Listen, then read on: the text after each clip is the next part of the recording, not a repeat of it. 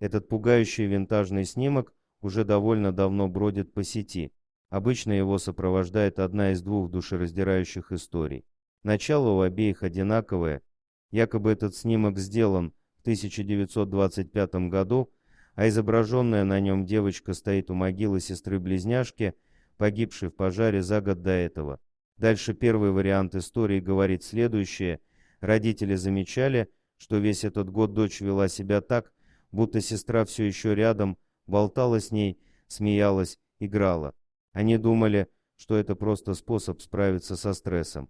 А потом сделали этот снимок и увидели близняшку в отражении. Вторая версия более рациональная, мол, родители решили сделать такой оригинальный подарок для дочери, тоскующей по сестре, и попросили фотографа смонтировать двойное отражение, словно близняшка незримо присутствует в кадре. В дофотошопную эпоху это было непросто, но в целом вполне возможно. Что же на самом деле? Ведь на этом снимке странно, действительно, все. Кому и зачем пришло в голову фотографировать ребенка на кладбище? Что это вообще за кладбище такое рядом с водоемом? Почему не видно других могил?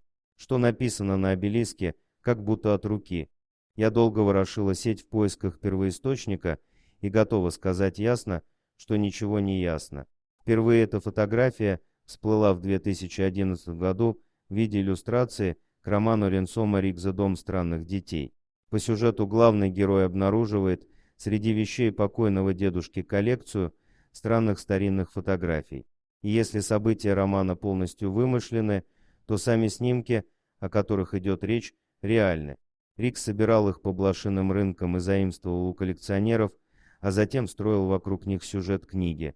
Фотографию с двойным отражением писатель нашел в архиве Питера Коэна, который назвал ее The Reflecting Pool, отражающий бассейн. Это такой специальный термин для мелких искусственных водоемов со стоячей водой, выполняющих роль жидкого зеркала в ландшафтном дизайне.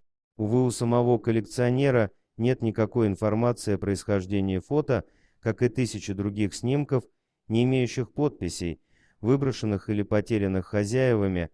Оно просто кочевало по старьевщикам, пока не попало в руки Коэна, оттуда в книгу Ригза, а из книги в интернет.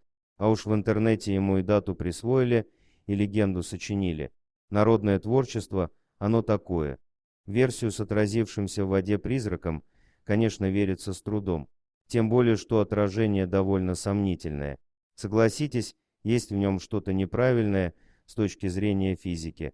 Но все-таки было бы очень интересно узнать, что за история или идея стояла за созданием этого снимка. Дорогие друзья, если вам понравилось видео, поставьте лайк, а также подписывайтесь на канал, где найдете еще много интересного.